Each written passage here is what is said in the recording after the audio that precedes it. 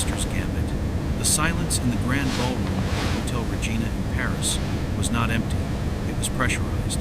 It weighed on the shoulders of the two men sitting at the mahogany table in the center of the room. A silence built of 300 spectators holding their breath.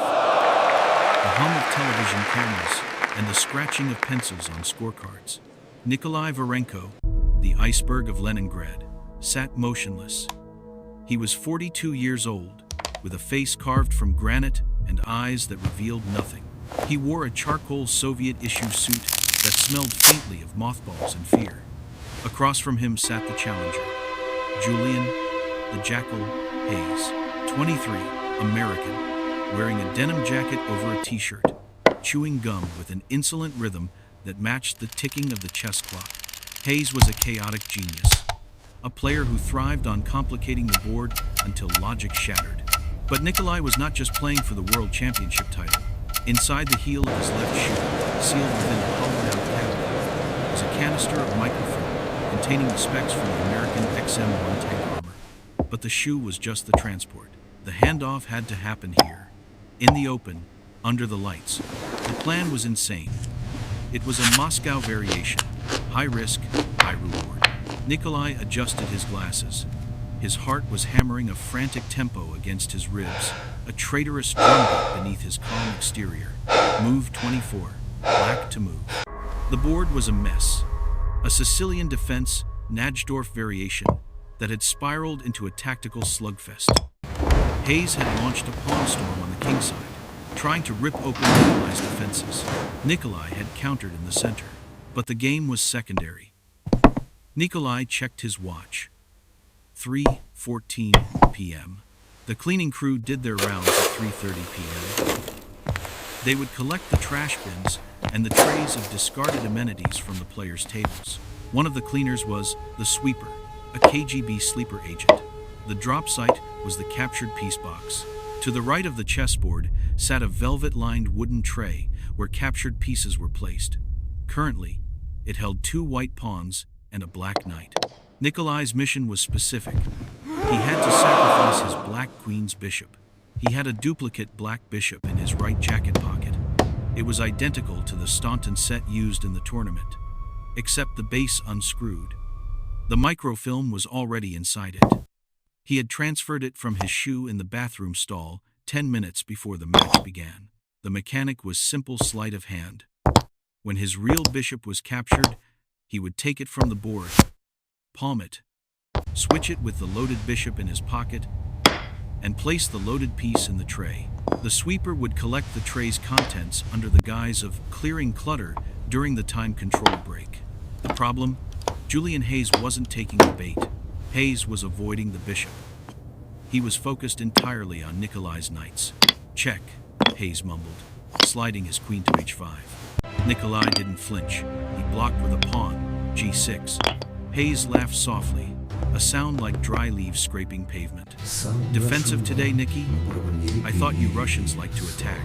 I play the board, not the ego, Nikolai replied in perfect, flat English. 3:20 p.m., 10 minutes until the sweeper arrived. If the bishop wasn't in the tray by 3:30, the drop failed. If the drop failed, Nikolai's family in Leningrad would lose their apartment. Then they would lose their rations. Then they would disappear. Nikolai looked at the board.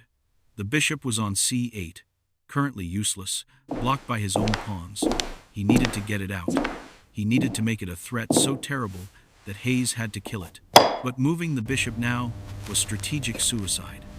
It would weaken his queenside structure. Think, Nikolai commanded himself. You are a grandmaster. The board is a mirror of the mind. Force him. He reached out and moved the bishop. Ba-6. A collective gasp went through the audience. The commentators in the glass booth above began whispering frantically. It was a bizarre move. It left the bishop hanging, seemingly exposed, but it attacked Hayes's rook. Hayes stopped chewing his gum.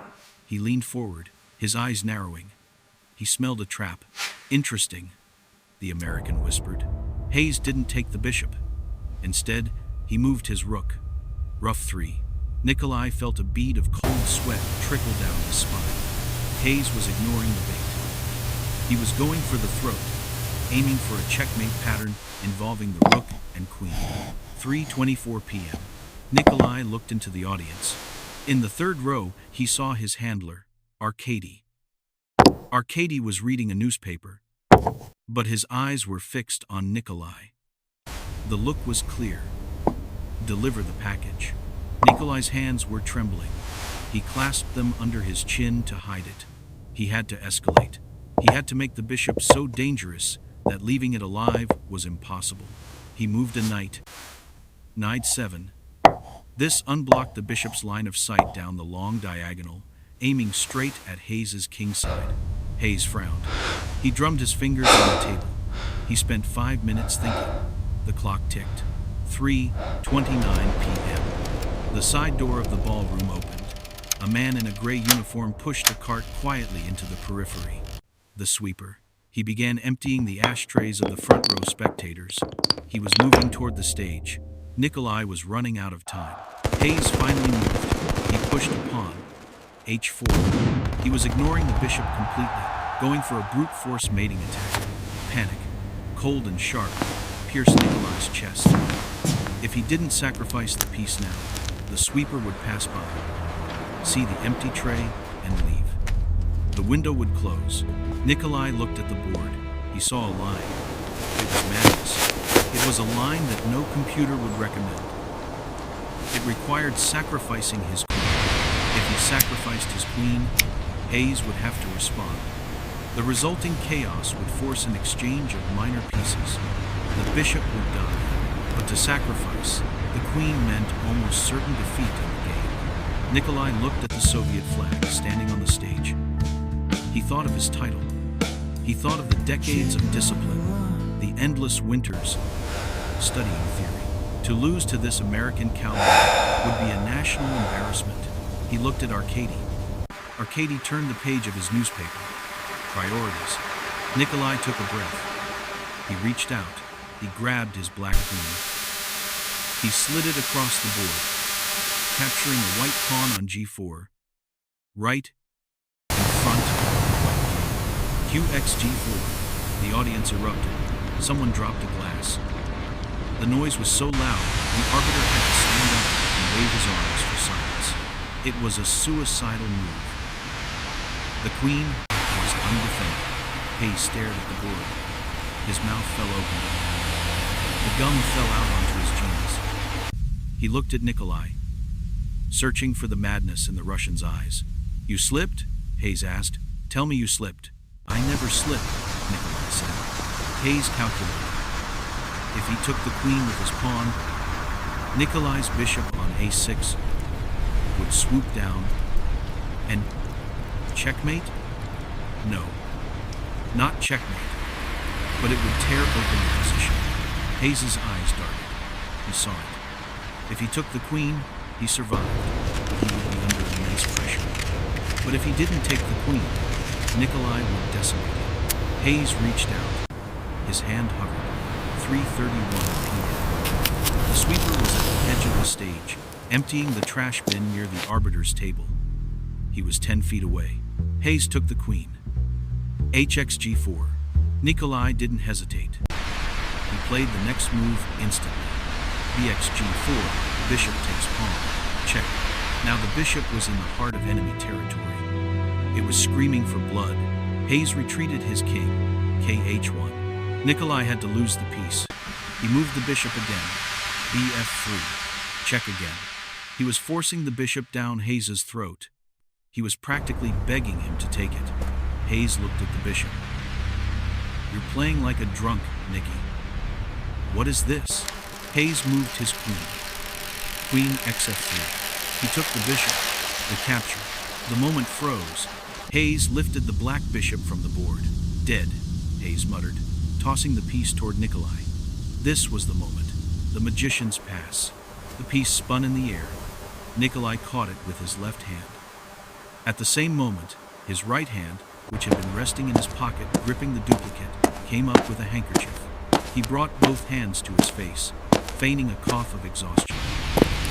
"Excuse me," he mumbled into the cloth. Inside the fold of the handkerchief, the fingers of his left hand and right hand met. The real bishop went into the pocket. The hollow bishop slid into the palm of his left hand. It took less than a second. Nikolai wiped his mouth, put the handkerchief away, with the real bishop inside, and with a trembling hand, placed the hollow bishop into the velvet-lined tray. Clack! The sound was the loudest thing in the world. Nikolai looked up. The sweeper was there. "Water, sir?" the sweeper asked in French, gesturing to the pitcher on the table. "No," Nikolai said. "Just clear the table." The sweeper nodded. He reached out with a gloved hand. He picked up the velvet tray containing the two white pawns, the Black Knight, and the hollow bishop, loaded with the secrets of the American art. He dumped them into a canvas sack on his cart. "Merci," the sweeper whispered. He wheeled the cart away. Nikolai exhaled. A long, shuddering breath that deflated his entire posture. The mission was done. The microfilm was gone. His family was safe. But now, he had a chess game to finish. He looked at the board. He was down a queen for a bishop and a pawn. The position was objectively lost. He should resign. A grandmaster knows when to fold. To play on in this state was an insult to the game. Hayes was grinning, a shark sensing blood in the water. "You want to call it, Nicky? I got a dinner reservation." Nikolai looked at the empty square where his queen had been. He looked at the empty square where his bishop had been. He felt a sudden, cold rage. They had made him a curler. They had made him a spy. They had made him risk his art for their war. But on this board, there were no politics. There was only geometry. He had sacrificed his queen to force the swap. But as he looked at the scattered pieces, he saw the ghost of the position. The sacrifice. It wasn't just a distraction. Because Hayes had moved his queen to f3 to capture the bishop, the square d1 was weak. Nikolai's knight was on d7. His rook was on c8. "No," Nikolai said softly. "I do not resign." Hayes rolled his eyes. "Suit yourself, old man." Nikolai moved his rook. Rook 2. It was a quiet move, a creeping move. Hayes frowned. He pushed his passed pawn. He was 2 moves away from promoting to a new queen. He was winning. Nikolai jumped his knight. Nay 5. Hayes laughed. Desperation. He pushed the pawn again. Nikolai moved the knight again. Ning 4. Suddenly, the smile vanished from Julian Hayes's face. He stared at the board. His face went pale. The sacrifice of the bishop, the move Nikolai had made solely to get the piece off the board, had lured the white queen onto a square where she blocked her own king's escape route. The garbage move, the spy move. It was accidental genius. If Hayes promoted his pawn to a queen, Nikolai had knight 2. Checkmate. A smothered mate. The rarest and most beautiful kill in chess. Hayes's hands started to shake. He looked at Nikolai with genuine horror. He realized he had walked into a trap that wasn't even meant to be a trap. "You," Hayes stammered.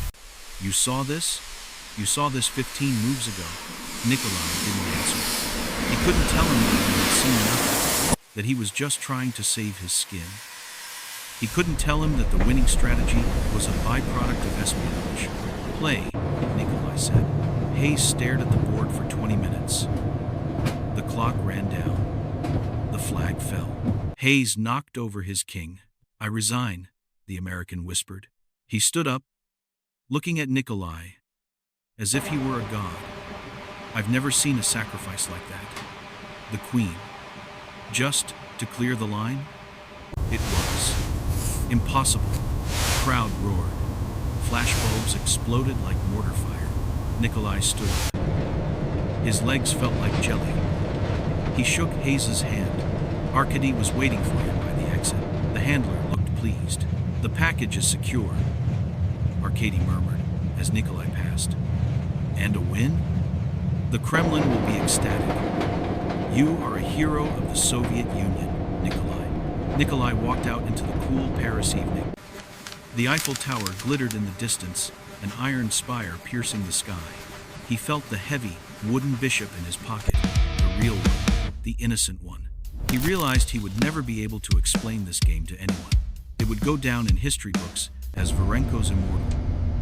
Students would study it for centuries, analyzing the brilliance of the queen's sacrifice, attributing it to profound foresight and calculation. They would never know that the greatest move in chess history was made because a man needed to empty his pocket. Nikolai lit a cigarette, his hands finally steady. "Checkmate," he whispered to the dark.